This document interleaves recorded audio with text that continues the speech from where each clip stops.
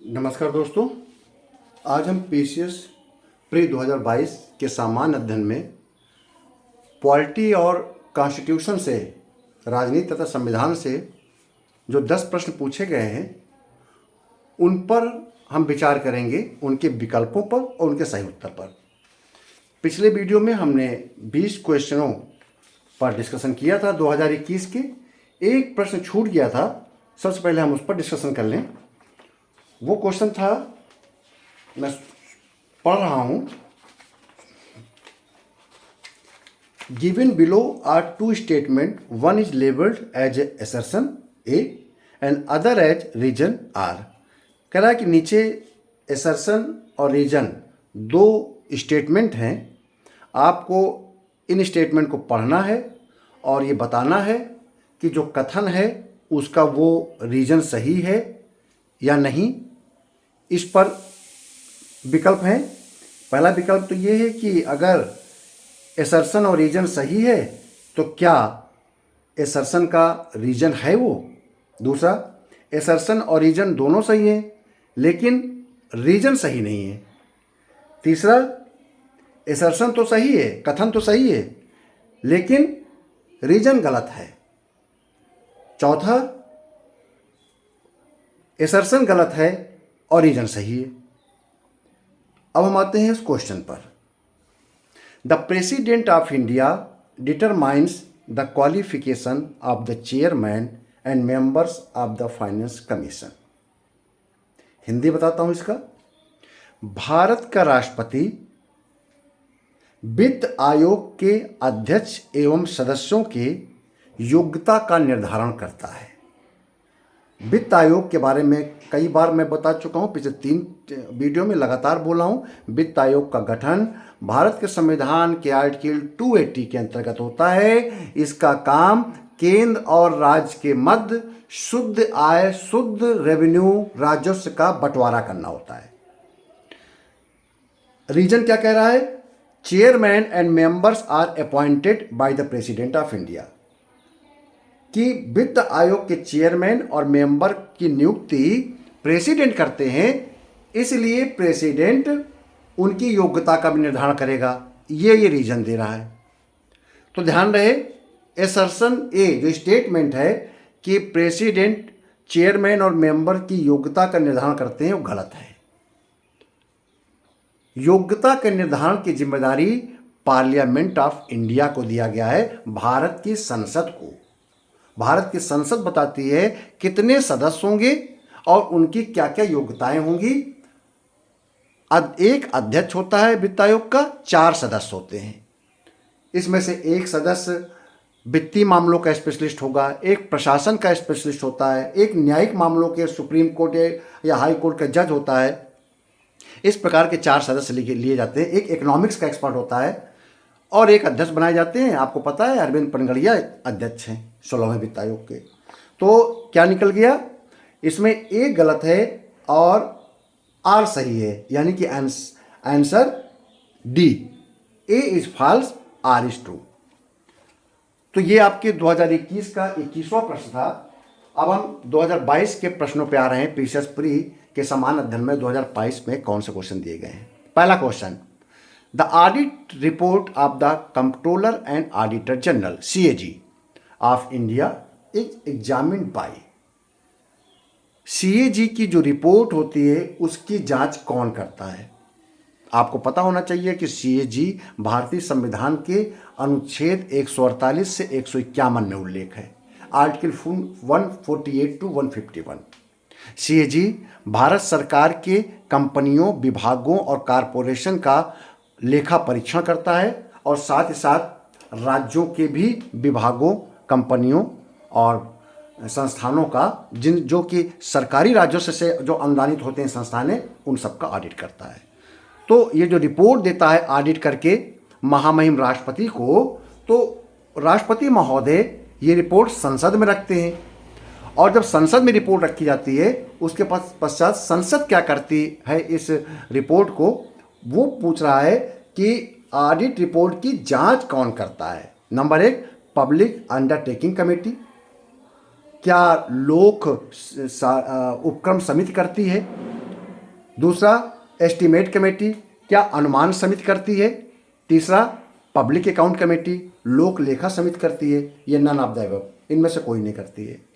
तो ध्यान रहे, सीएजी की ऑडिट रिपोर्ट की जांच लोक लेखा समिति पब्लिक अकाउंट कमेटी करती है, ऑप्शन सी। उसका रीजन ये है,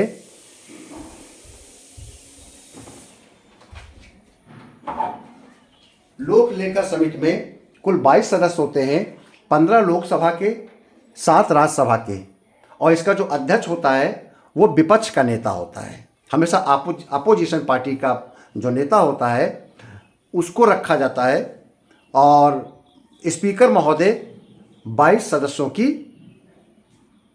नियुक्ति करते हैं, 7 लोकसभा से, 15 राज्यसभा से, और सीएजी की रिपोर्ट की यही विशद जांच करता है। और ये महत्वपूर्ण संस्था है, और ये रिपोर्ट अपनी संसद को देती है, और उसके आधार पर ही संसद निर्णय लेता है। इसीलिए आप देखिए, 2G स्पेक्ट्रम हो, कोलगेट घोटाला हो, इस पर पीएससी पब्लिक अकाउंट कमेटी की जांच के बाद ही ये बहुत बड़े बवाल हुए, और इस पर कई प्रतिक्रिया सुप्रीम कोर्ट में ये मामला गया, और सीएजी की इस रिपोर्ट को बहुत ही गंभीरता के साथ संज्ञान में लिया जाता है। तो पीएससी इनकी जांच करती है। अगला है, match list 1 with list 2 and select the correct answer from the code given below the list. इसमें शेड्यूल दिए हुए हैं। लिस्ट 1 में 3rd schedule, 4th schedule, 7th schedule, 8th schedule. आपको पता ही है कि टोटल 12 शेड्यूल हैं, और ये 12 शेड्यूल आपको याद होने चाहिए कि प्रत्येक शेड्यूल में क्या है, क्योंकि उसको मैच करने के लिए पेपर में आ सकता है या ट्रू फॉल्स आ सकता है। तो यहाँ पर मैं बता दूँ, यहाँ पर ट्रू और फॉल्स की बात अगर करें तो 3rd शेड्यूल में आता है शपथ, 4th शेड्यूल में आता है राज्यों की सीटें, 7th शेड्यूल में आता है 3 सूचियाँ जो हमने बताया था, संघ सूची, राष्ट्र सूची, समवर्ती सूची, और 8वें शेड्यूल में आता है भाषाएं। तो ये मैचिंग आएगा कि आप इनको मैचिंग करिए शेड्यूल और उनके काम से सब्जेक्ट के बारे में। तो इसका आंसर डी सही है। आप लोग शेड्यूल को जरूर याद कर लें। शेड्यूल आपको याद होगा तो आप बिल्कुल से निश्चिंत रहेंगे, कोई ना कोई क्वेश्चन आ जाएगा तो उसको सॉल्व कर लेंगे अच्छे से। अगला क्वेश्चन है, right to education has been included in the fundamental right. शिक्षा का जो अधिकार है संविधान के किस अनुच्छेद के द्वारा, किस संविधान संशोधन के द्वारा जोड़ा गया? ध्यान रहे, 86वां संविधान संशोधन रट लीजिए। ये मेंस में भी लिखना पड़ेगा, प्री में भी आएगा। आप जब कोई आप लेख लिखेंगे तब भी आप अगर शिक्षा पर आ गया, खासतौर से असिस्टेंट रजिस्ट्रार और विभिन्न शिक्षा संबंधी परीक्षाओं में, तो वहाँ पर आपको ये लिखना पड़ेगा। तो 86 अमेंडमेंट के द्वारा 2002 के द्वारा 86वें संविधान संशोधन द्वारा आर्टिकल 21A जोड़कर इसको मौलिक अधिकार, फंडामेंटल राइट बना दिया गया था।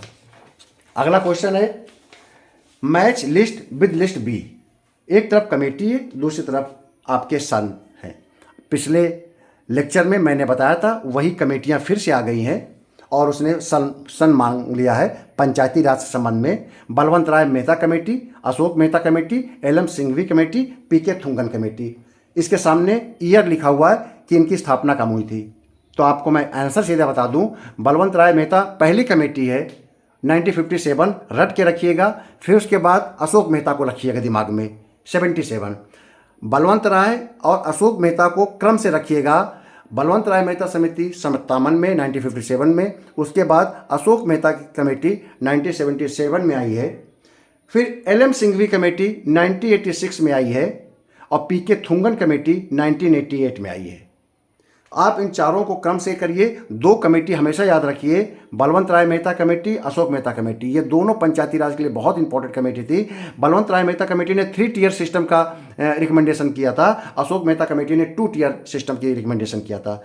बलवंत राय मेहता कमेटी 57 में और अशोक मेहता कमेटी 77 में आई है। LM सिंघवी 86 में, PK थुंगन कमेटी 88 में। पंचायती राज की कमेटी है। पंचायती राज जब पढ़ेंगे तो ये कमेटी अपने आप सामने आएंगी। Which one of the following is not correctly matched. अगला क्वेश्चन है 5वां, इसमें से कौन सा मैच नहीं है? एक तरफ लोकसभा का क्रमांक आया है और इलेक्शन ईयर आया है। ये थोड़ा टफ क्वेश्चन होता है, आपको रटना पड़ेगा इसमें लोकसभा में 11th Lok Sabha, 7th Lok Sabha, 13th Lok Sabha, 9th Lok Sabha आई है और उसके सामने इलेक्शन ईयर है 1996, 1982, 1999, 1989। इसमें से बी आंसर सही है, क्योंकि 7th लोकसभा का चुनाव 1982 में नहीं हुआ था बल्कि जनवरी 1980 में हुआ था। ठीक है, तो आपका B is the wrong answer. अगला क्वेश्चन है, 6th क्वेश्चन है, by which amendment the constitution Delhi has been made national capital region. किस संविधान संशोधन द्वारा दिल्ली को राष्ट्रीय राजधानी क्षेत्र घोषित किया गया। नोट कर लीजिए, इंपॉर्टेंट क्वेश्चन। किस संविधान संशोधन द्वारा दिल्ली को राष्ट्रीय राजधानी क्षेत्र नेशनल कैपिटल रीजन बताया गया। 69th अमेंडमेंट, नोट कर लीजिए, 69th अमेंडमेंट 69वां संविधान संशोधन 1991, 69वां संविधान संशोधन, और आर्टिकल जोड़ा गया था 239AA, 239AA और 239AB। संविधान का ये आर्टिकल रख लीजिए, 239AA और 239AB, सॉरी। अगला क्वेश्चन है, the concept of basic structure of constitution, संविधान का आधारभूत ढांचा किस मामले में सुप्रीम कोर्ट के द्वारा घोषित किया गया था। The concept of basic structure of constitution was propounded by the supreme court in which case.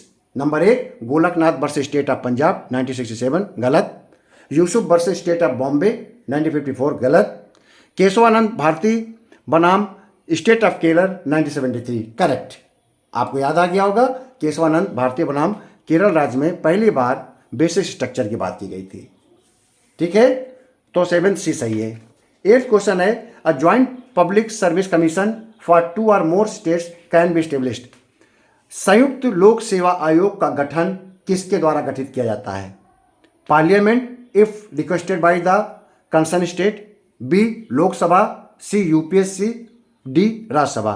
ध्यान रहे, संयुक्त लोक सेवा आयोग, संयुक्त लोक सेवा आयोग का मतलब 2 या 2 से अधिक राज्य ये कहें कि हमारा एक लोक सेवा आयोग कर दीजिए, तो ऐसा निर्णय पार्लियामेंट की रिकमेंडेशन पर राष्ट्रपति लेते हैं।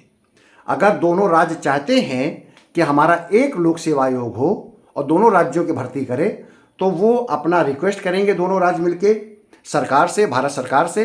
भारत सरकार पार्लियामेंट को प्रस्ताव देगी, पार्लियामेंट जब रिकमेंड कर देगी तो आपका ज्वाइंट पब्लिक सर्विस कमीशन बन जाएगा, यानी कि एक्ट पारित करेगा पार्लियामेंट। लोकसभा राज्यसभा मिलकर समान बहुमत से एक एक्ट पारित करेंगे और वो ज्वाइंट पब्लिक सर्विस कमीशन बन जाएगा। राज्य नहीं बनाएगा, ध्यान रखिएगा, न राज्य की विधानसभा बनाएगी, न लोकसभा अकेले बनाएगा, न यूपीएससी बनाएगा, पार्लियामेंट बनाएगी स्टेट की रिकमेंडेशन पर। अगला क्वेश्चन है, consider the following subjects and arrange them into sequential order as mention in the constitution. कह रहा है कि कॉन्स्टिट्यूशन में ये जिस क्रम में लिखे हुए हैं उस क्रम से मिलाइए। The union and its territory 1, fundamental duties 2, citizenship 3, directive principle of state policy 4।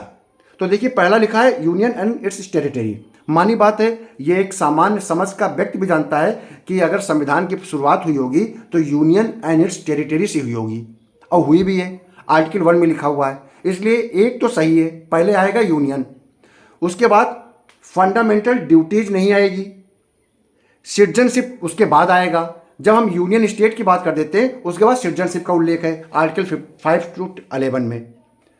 इसके बाद डायरेक्टिव प्रिंसिपल है, उसके बाद फंडामेंटल ड्यूटीज है।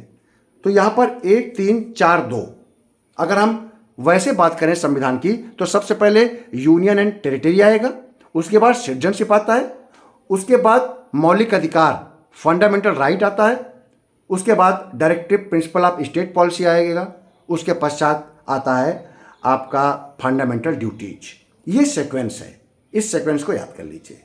तो ये आपके 10 क्वेश्चन 2022 के आज हमने चर्चा किया। अगले वीडियो में फिर किसी नए विषय पर आएंगे। आप इस चैनल को लाइक करिए, सब्सक्राइब करिए और छात्र छात्राओं के बीच में इसको अधिक से अधिक शेयर करिए। इस वीडियो को रुकने मत दीजिए।